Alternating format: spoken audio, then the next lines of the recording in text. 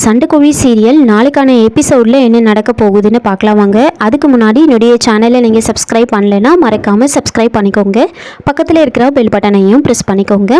விக்ரம் வந்துட்டு காலையில் எந்திரிச்சு டைமை பார்த்துட்டு நேற்றுக்கு மகாவும் கிளம்பியிருப்பா, நாமளும் கிளம்பணும் அப்படின்னு சொல்லிட்டு உடனே போயிட்டு பீரோ வந்து ஓப்பன் பண்ணுறாங்க. பீரோ ஓப்பன் பண்ணி பார்த்ததுமே ரொம்ப டென்ஷன் ஆகிட்டு அம்மா அம்மானு பயங்கரமாக வந்து கத்துறாங்க. புலிமுருகனும் நந்தினியும் வந்து பேசிகிட்டு இருப்பாங்க.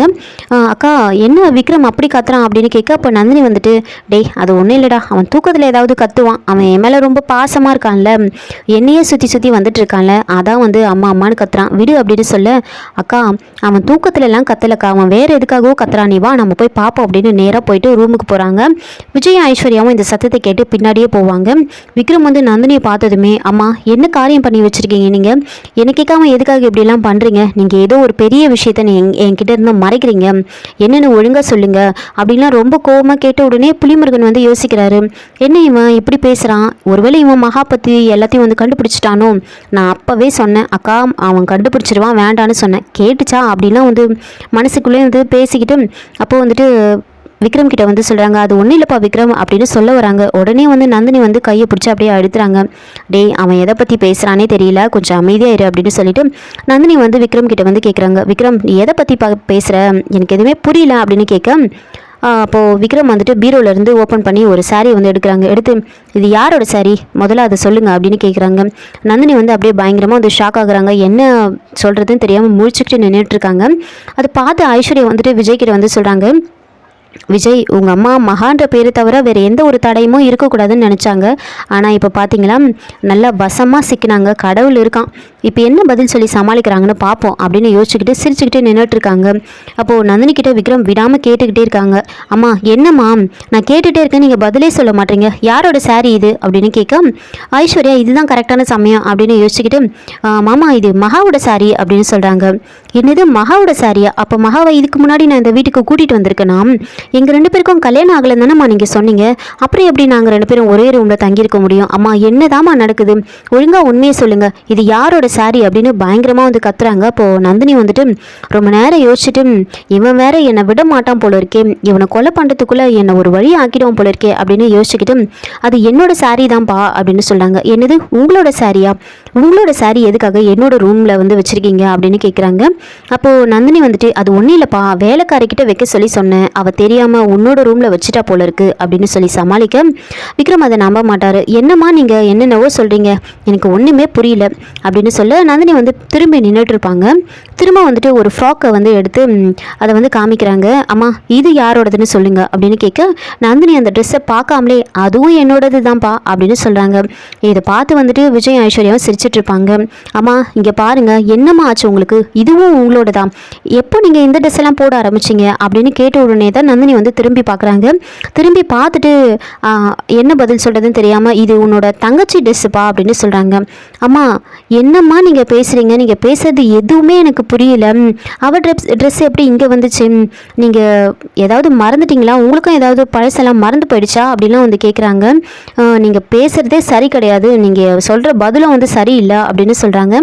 அது கேட்டு நந்தினி வந்துட்டு அது ஒன்றும் இல்லைப்பா வயசாயிடுச்சுல அதான் அப்படி இப்படின்னு சொல்ல, அப்போது விக்ரம் வந்துட்டு என்னது வயசாயிடுச்சா, அப்போது நேற்று மட்டும் பவர் ஆஃப் அட்டர்னியில் சைன் பண்ணும்போது அதெல்லாம் எனக்கு ஒன்றும் வயசாகலை, எனக்கு என்ன வயசாயிடுச்சு அப்படின்னு சொன்னீங்க, இப்போ மட்டும் வயசாயிடுச்சுன்னு சொல்கிறீங்க அப்படின்னு கேட்க, என்ன இவன் இப்படிலாம் கேள்வி கேட்குறான், இவனுக்கு உண்மையாகவே பழசெல்லாம் மறந்துடுச்சா அப்படிலாம் வந்து யோசிச்சுக்கிட்டு இவனை முதல்ல கொலை பண்ணணும் அப்படிலாம் வந்து நந்தினி வந்து யோசிச்சுட்டு இருப்பாங்க. அப்போது நந்தினி வந்துட்டு சொல்கிறாங்க, அது ஒன்றும் இல்லைப்பா சும்மா மறதி தான் வேறு ஒன்றும் இல்லை அப்படின்னு சொல்லி சமாளிக்கிறாங்க. விக்ரம் வந்துட்டு என்னவோ போங்க நான் போயிட்டு ரெடி ஆகிறேன் அப்படின்னு சொல்லிட்டு அங்கேருந்து வெளியில் வந்துடுவாங்க. அப்போ ஐஸ்வர்யா வந்துட்டு நந்தினியை பார்த்து பயங்கரமாக வந்து கிண்டல் பண்ணுறாங்க. அத்தை இப்போவே உங்களோட நிலைமை ரொம்ப மோசமாயிடுச்சு, இன்னும் மகா வந்துட்டா அவ்வளோதான், உங்களுக்கு சங்கு தான், என்ன பண்ண போகிறீங்களே தெரியல, ரொம்ப கஷ்டம் போங்க அப்படின்னு நந்தினியை பார்த்து ரொம்ப கிண்டலாக சிரிச்சுட்டு அங்கேருந்து வெளியில் வராங்க. அப்போ புலிமுருகன் அக்கா பாத்தியா அந்த ஐஸ்வர்யா எப்படி கிண்டல் பண்ணிட்டு போகிறா பாரு அப்படின்னு சொல்ல, டேய் அவங்களுக்குலாம் அந்த மகா செத்துட்டான்ற விஷயம் தெரியாது, அது தெரிஞ்சதுக்கப்புறம் இருக்கு பாரு அவங்களுக்கு அப்படின்னு நந்தினி வந்து சொல்லிட்டு இருப்பாங்க. வெளியில் வந்து விஜய் ஐஸ்வர்யாவும் விஜய் என்ன இது மகா அப்போவே திருச்சியிலேருந்து கிளம்பிட்டான்னு சொன்னாங்க, ஆனால் இப்போ வரைக்கும் வீட்டுக்கு வரலையே என்னவா இருக்கும் அப்படின்னு யோசிச்சுட்டு இருக்க, சரி சரி நாம் ரெடி ஆகிட்டு நம்ம வெளியில் வெளியில் போய் வெயிட் பண்ணுவோம், கண்டிப்பாக வந்துடுவாங்க அப்படின்னு பேசிகிட்டு இருக்காங்க. விக்ரம் ஒரு பக்கம் என்ன ட்ரெஸ் போடலாம் அப்படின்லாம் பார்த்துட்ருக்காங்க. நானும் மகாவும் ஒரே ட்ரெஸ் போட்டுட்டு வந்தால் எங்களோட காதல் ரொம்ப ஆழமானதுன்னு அர்த்தம் அப்படின்னு யோசிச்சுக்கிட்டு அவர் ஒரு பக்கம் வந்து ரெடி ஆகிட்டு இருக்காரு. விஜய், ஐஸ்வர்யா, ஜோதின்னு இவங்க 3 பேரும் ரெடியாகி வெளியில் வந்து நின்றுட்டுருப்பாங்க. அப்போது ஜோதி வந்து ஐஸ்வர்யா கிட்ட வந்து கேட்குறாங்க, ஐஸு திருச்சியிலேருந்து சென்னைக்கு வரதுக்கு எவ்வளோ நேரம் ஆகும் அப்படின்னு கேட்க, ஒரு 6 மணி நேரம் இல்லைனா 7 மணி நேரம் ஆகுமா அப்படின்னு சொல்கிறாங்க. அதுக்கு ஜோதி வந்துட்டு, நீ என்கிட்ட சொல்லியே ஒரு 10 மணி நேரத்துக்கு ஆயிருக்குமே, ஆனால் ஏன் இன்னும் வரல அப்படின்னு கேட்குறாங்க. ரொம்ப குழம்பி போயிருப்பாங்க 3 பேருமே. என்ன இது, இந்நேரத்துக்கு வந்திருக்கணுமே, இன்னும் வரலையே அப்படின்னு சொல்லிட்டு இருக்க, யாருக்காவது ஃபோன் பண்ணி கேட்டு பாருங்க அப்படின்னு சொல்கிறாங்க. அந்த நம்பருக்கு நான் ஃபோன் போட்டு பார்த்தேன், ஆனால் ஸ்விட்ச் ஆஃப்னே வந்துட்டுருக்கு அப்படின்னு விஜய் சொல்கிறாரு. என்னது ஸ்விட்ச் ஆஃப்னு வருதா, அப்போ என்னவோ நடந்திருக்கு, என்ன ஆச்சுன்னு தெரியலையே அப்படின்னு வந்து யோசிச்சுட்டு இருப்பாங்க. அப்போது விஜய் வந்துட்டு இன்ஸ்பெக்டர் செல்லம்மாக்கு கால் பண்ணி பேசின விஷயத்த வந்து சொல்கிறாங்க. இன்ஸ்பெக்டர் செல்லம்மாக்கு கால் பண்ணி இந்த மாதிரி மகா இன்னும் வரல அப்படின்ற விஷயத்த வந்து சொல்லியிருப்பாங்க. அதை கேட்டு அவங்க, என்ன இது, இந்நேரத்துக்கு மகா வந்து வீட்டுக்கு வந்திருக்கணுமே, இன்னுமா வரல அப்படின்னு கேட்குறாங்க. எனக்கு வந்து எங்கள் அம்மா மேலே தான் சந்தேகமாக இருக்குது அப்படின்னு விஜய் வந்து சொல்லியிருப்பாரு. சரிங்க விஜய், நான் வந்து விசாரிச்சுட்டு சொல்கிறேன் அப்படின்னு சொல்லிட்டு இன்ஸ்பெக்டர் செல்லம்மா வந்து சொல்லியிருப்பாங்க. இவங்க வெளியில் வெயிட் பண்ணிட்டு இருப்பாங்க. நந்தினியும் புலிமுருகனும் வந்து மேலே இருந்து பார்த்துட்ருக்காங்க. அந்த சமயத்தில் கரெக்டாக வந்து இன்ஸ்பெக்டர் செல்லம்மா வந்து விஜய்க்கு கால் பண்ணுறாங்க. கால் பண்ணி, விஜய் நான் இந்த மாதிரி விசாரித்தேன், மகா வந்து கார் வந்து ஆக்சிடென்ட் ஆகிடுச்சான் அப்படின்னு சொல்கிறாங்க. அதை கேட்டு எல்லாருமே பயங்கரமாக ஷாக் ஆகுறாங்க. ஜோதி ஒரு பக்கம் பயங்கரமாக அழ ஆரம்பிச்சிடுறாங்க. என்ன இது, ஆக்சிடென்ட் ஆகிடுச்சா அப்படின்னு.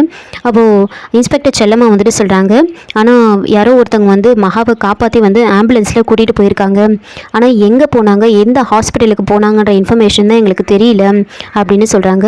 என்ன மேடம் இப்படி சொல்கிறீங்க, அப்போ எப்படி கண்டுபிடிக்க அப்படின்னு கேட்க, நான் இன்னும் கொஞ்சம் நேரத்தில் வந்து அந்த இன்ஃபர்மேஷன்லாம் கலெக்ட் பண்ணிவிட்டு நான் உங்களுக்கு கால் பண்ணுறேன் அப்படின்னு சொல்லிட்டு ஃபோனை வைக்கிறாங்க. அப்போது ஐஸ்வர்யா வந்துட்டு சொல்கிறாங்க, நாம் நினச்ச மாதிரியே வந்துட்டு இது பிளான்டு தான், இது அத்தை தான் என்னவோ பண்ணியிருக்காங்க, மகாவை கொலை பண்ணிவிட்டு அந்த இடத்துல வேற ஒரு பொண்ணு மகாவை கூட்டிகிட்டு வரணும்னு நினச்சாங்க, அது மாதிரி தான் இப்போ நடக்கணும்னு பிளான் பண்ணிகிட்ருக்காங்க இவங்க அப்படின்லாம் வந்து சொல்கிறாங்க. அதை கேட்டு ஜோதி வந்துட்டு, அந்த பொம்பளை தான் இதுக்கு எல்லாத்துக்கும் காரணமா, அவளை நேர்த்தியாக வந்து கொலை பண்ணியிருக்கணும், விட்டது தப்பாக போச்சு அப்படின்னு சொல்லிட்டு ஜோதி வந்து இப்போ அவளை என்ன பண்ணுறேன் பாரு அப்படின்னு ரொம்ப கோவமாக வந்து வீட்டுக்குள்ளே ஓடுறாங்க. விஜய் ஐஸ்வர்யாவும் தடுக்கிறாங்க. அத்தை கொஞ்சம் பொறுமையாக இருங்க, ஏன் நீங்கள் இப்படி அவசரப்படுறீங்க, கொலை பண்ணிட்டா எல்லாம் முடிஞ்சிருமா, நமக்கு வந்து இப்போ மகா நீ எங்கே இருக்காங்க அப்படின்னு நமக்கு தெரியணும் அப்படின்னு வந்து சொல்கிறாங்க. சரி நாம் விசாரிப்போம், எங்கே கொண்டு போய் சேர்த்துருக்காங்கன்னு தெரியலையே அப்படின்னா வந்து 3 பேரும் வந்து குழம்பிட்டு இருப்பாங்க. அதுக்கப்புறமா வந்து டாக்டர் வந்துட்டு விஜய்க்கு வந்து கால் பண்ணுறாங்க. கால் பண்ணி இந்த மாதிரி மகாவோட கண்டிஷன் வந்து ரொம்ப கிரிட்டிக்கலாக இருக்குது, அவங்க மனசுக்கு ரொம்ப ஆழமானவங்க, யாராவது வந்து மகா கிட்ட பேசினா வந்து அவங்க நார்மல் ஆகிறதுக்கு வாய்ப்பு இருக்குது, அவங்க கோமாக்கு போகாமல் மாறதுக்கு வந்து வாய்ப்பு இருக்குது அப்படின்னு வந்து சொல்கிறாங்க. நீங்கள் உடனே வந்து அவங்கக்கிட்ட ஃபோனை கொடுங்க, அவங்க பேசட்டும் அப்படின்னு சொல்ல. அப்போது விஜயும் ஐஸ்வர்யாவும் வந்துட்டு ஜோதி வந்து எங்கேயோ போயிட்டுருப்பாங்க. அதை பார்த்துட்டு அத்தை எங்கே போனாங்க அப்படின்னு வந்து தேடிட்டுருப்பாங்க. அங்கே டாக்டர் வந்துட்டு, ஹலோ, அவங்களோட கண்டிஷன் வந்து ரொம்ப மோசமாயிட்டே இருக்குது, சீக்கிரம் அவங்கள பேச சொல்லுங்கள் அப்படின்னு வந்து அவங்க ஒரு பக்கம் கத்திக்கிட்டு இருக்காங்க. உடனே வந்துட்டு விஜய் ஐஸ்வர்யா ஃபோனை எடுத்துக்கிட்டு விக்ரம் கிட்ட ஓடுறாங்க. விக்ரம் கிட்ட ஓடி போய், ப்ரோ இந்த ஃபோனை வாங்கி பேசு, உங்ககிட்ட யாரோ பேசணுமா அப்படின்னு சொல்கிறாங்க. இப்போ விக்ரம் வந்துட்டு யாருங்கன்னு சொல்லுங்கள் அப்படின்னு வந்து கேட்குறாங்க. அப்போ ஐஸ்வர்யா, மாமா நீங்கள் வாங்கி பேசுங்க, உங்களுக்கே யார் பேசுகிறாங்கன்னு தெரியும், நீங்கள் முதல்ல வாங்கி பேசுங்க அப்படின்னு சொல்கிறாங்க. விக்ரமும் அதை வாங்கி ஹலோன்னு சொல்கிறாங்க. இன்னொரு பக்கம் நந்தினியும் புலிமுருகனும் வந்து இதை பார்த்துட்ருப்பாங்க. இதோட இந்த எபிசோடை வந்து முடிச்சிருக்காங்க. என்னோட ரிவ்யூ பிடிச்சிருந்தால் லைக் பண்ணுங்கள், மறக்காமல் சப்ஸ்கிரைப் பண்ணுங்கள். தேங்க்யூ.